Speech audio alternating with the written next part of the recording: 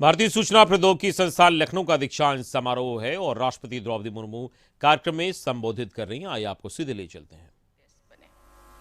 आपका दायित्व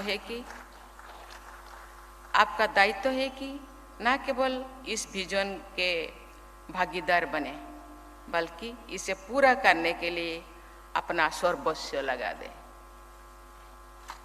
आपको प्रतिज्ञा करनी होगी कि जब भारत अपनी आज़ादी के 100 साल पूरे कर रहा हो, तो आने वाली पीढ़ियां एक ऐसे भारत में जन्म ले जो संपन्न हो, समृद्ध हो और जहां विकास समावेशी हो।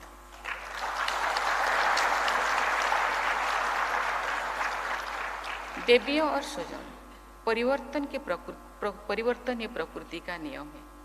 Change is the only constant in life. हम 4th इंडस्ट्रियल रिवॉल्यूशन के जन्म के साक्षी बन रहे हैं। आर्टिफिशियल इंटेलिजेंस मानव जीवन को आसान बनाने और उत्पादकता बढ़ाने के लिए एक महत्वपूर्ण साधन साबित हो रहा है। अपने व्यापक अनुप्रयोग के साथ AI और मशीन लर्निंग हमारे जीवन के लक्ष्य सभी पहलुओं को छू रहा है।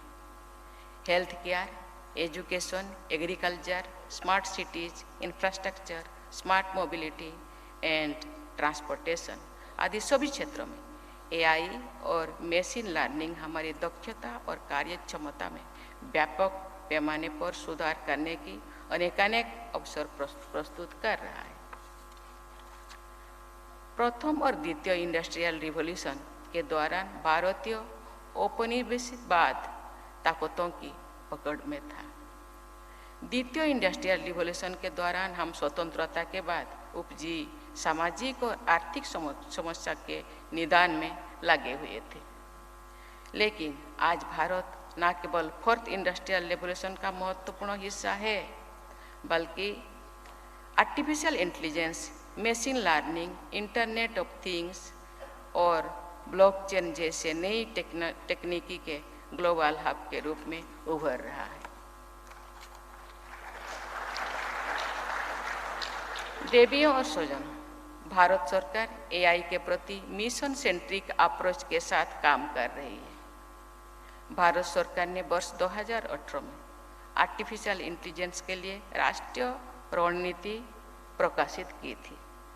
इसी प्रकार उत्तर प्रदेश सरकार ने भी प्रमुख शहरों को artificial intelligence and information technology hub के रूप में विकसित करने की अपनी योगदान शुरू की है। AI एवं अन्य समकालीन तकनीकी विकास असीमित एवं अभूतपूर्व डेवलपमेंटल एवं ट्रांसफॉर्मेटिव संभावनाएं प्रदान करता है। लेकिन हमें महात्मा गांधी का एक कथन भी याद रखना होगा, knowledge without character is a सिन।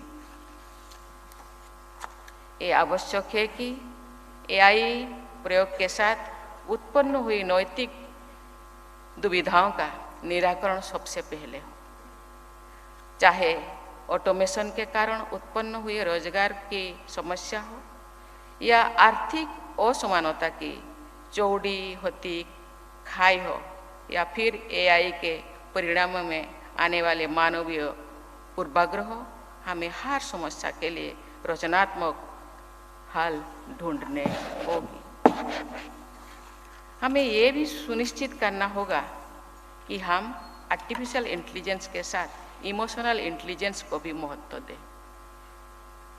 हमें ये याद रखना होगा कि AI साध्य नहीं, बल्कि एक साधना है, जिसका उद्देश्य मानव जीवन की गुणवत्ता बढ़ाने है। हमारे प्रत्येक निर्णय से सबसे निचले पायदान पर खड़ा व्यक्ति लाभान्वित हो। इसके लिए जरूरी है कि हम महात्मा गांधी की talisman recall the face of the poorest को अपने जीवन का मूल मंत्र बनाएं।